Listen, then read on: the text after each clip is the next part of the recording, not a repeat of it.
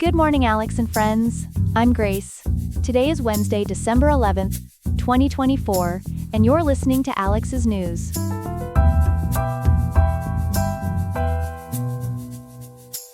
The weather in Riverside will be mild today with a high of 67.5 degrees and a low of 50.7 degrees Fahrenheit. Coming up, we'll examine the complex public reaction to President Biden's pardon of his son Hunter and why it's causing deeper divisions than anticipated. We'll also break down the legal obstacles that stopped a major grocery store merger in its tracks. Plus, we'll explore General Motors' decision to abandon its autonomous vehicle ambitions and what this means for the future of self-driving cars. All this and more coming up on Alex's News.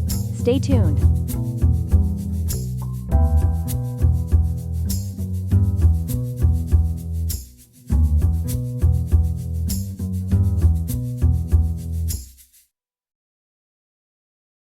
We begin tonight with new polling data about President Biden's controversial decision to pardon his son Hunter. Joining us now with more details is our political correspondent, Ethan Thompson.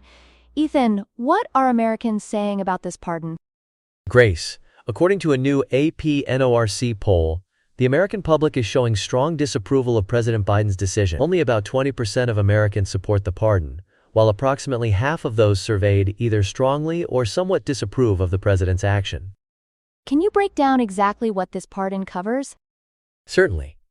The pardon is quite extensive, Grace. It covers 3 felony gun charges from 2018, when Hunter Biden allegedly lied on firearm purchase paperwork while dealing with drug addiction. It also includes 9 tax evasion charges, and perhaps most notably, it's a full and unconditional pardon that covers any potential crimes over a nearly 11-year period, from January 2014 through December 2024.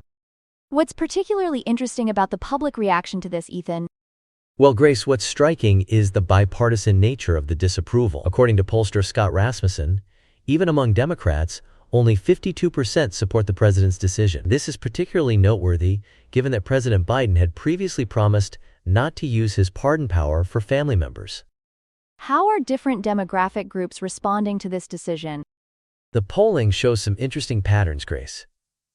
Adults over 60 tend to be more approving of the pardon, though not overwhelmingly so. Younger adults are more likely to be neutral or uncertain about the decision. We're also seeing variations among ethnic groups, with Black and Hispanic Americans taking more neutral positions compared to white adults. And how has President Biden responded to this criticism? The president has defended his decision strongly, Grace, characterizing the Justice Department's prosecution of his son as a miscarriage of justice and suggesting it was politically motivated. It's worth noting that this pardon came in the final weeks of his presidency, following his decision not to seek re-election, making him only the second president since Lyndon Johnson to voluntarily step away from a re-election bid while eligible. Thank you for that comprehensive breakdown, Ethan. We'll continue to follow this story as it develops. And now for our second story of the morning.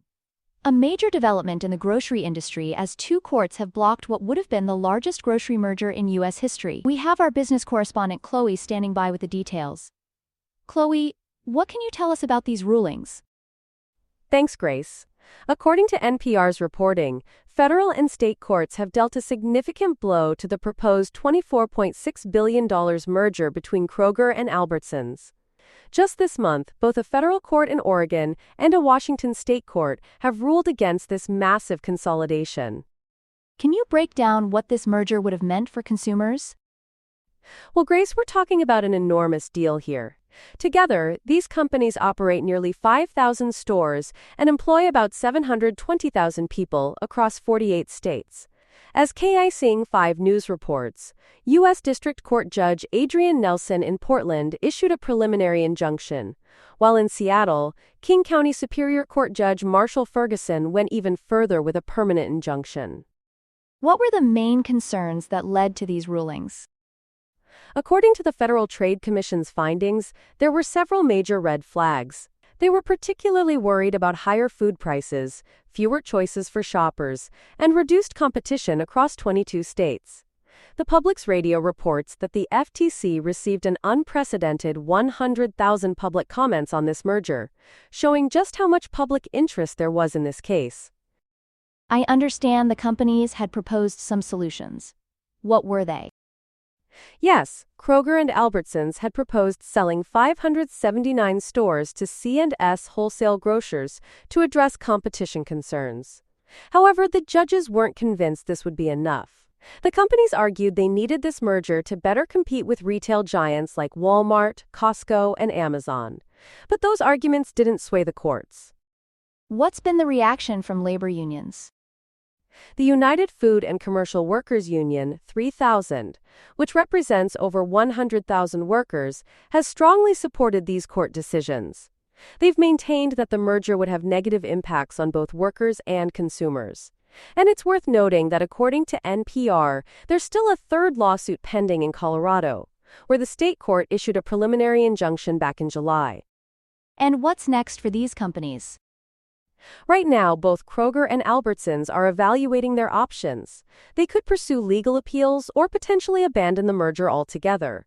What's certain is that the planned sale of those 579 stores to C&S wholesale grocers won't be moving forward as long as these rulings stand.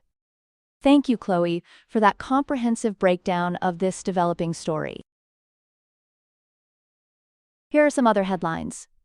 In Syria, rebels have entered Damascus and overthrown President Bashar Assad, who has been granted political asylum in Russia. The Organization for the Prohibition of Chemical Weapons has called an emergency meeting to discuss the security of Syria's chemical weapons stockpile. Israel has conducted airstrikes on suspected chemical weapons sites and seized a buffer zone inside Syria. In a setback for DACA recipients, a federal judge has temporarily blocked the Biden administration's plan to extend healthcare marketplace coverage to Dreamers in 19 states. The ruling affects approximately 147,000 DACA recipients who would have been eligible for coverage starting November 2024. In Afghanistan, Taliban refugee minister Khalil Haqqani was killed in a suicide bombing inside the ministry building in Kabul. Haqqani, uncle of acting Interior Minister Sirajuddin Haqqani, is the highest-profile casualty since the Taliban's return to power. The Franklin fire in Malibu has forced the evacuation of 20,000 residents, including celebrities Dick Van Dyke and Cher. The fire has destroyed 7 structures and damaged 8 others, while burning nearly 3,000 acres. More than 1,500 firefighters are battling the blaze, which was fueled by strong Santa Ana winds. And in Texas, a federal bankruptcy judge has rejected the Onion's winning bid to purchase InfoWars, allowing Alex Jones to retain control of the platform for now. The judge cited concerns about maximizing financial recovery for Sandy Hook families, who are owed nearly $1.5 billion in damages. And now for our third story of the morning.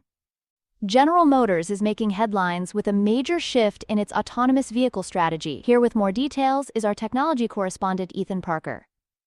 Ethan, what can you tell us about this significant change in direction for GM? Thanks, Grace. According to multiple sources, including NPR and U.S. News and World Report, General Motors has made the dramatic decision to pull back from the robotaxi business and stop funding its autonomous vehicle unit, Cruise. This is particularly notable given GM's substantial investment in this technology over the years. Can you break down the financial aspects of this decision for us? Certainly. The numbers are quite striking, Grace. As reported by the Globe and Mail, GM acquired Cruise back in 2016 for $581 million. And since then has poured approximately $2.4 billion into the venture. But here's the concerning part.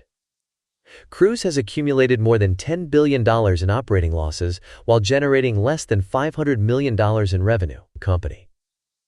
The company was spending about $2 billion annually, though they're now planning to reduce that to $1 billion by June 2024, just about 172 days from now. I understand there was a specific incident that played a crucial role in this decision. What happened? Yes, Grace.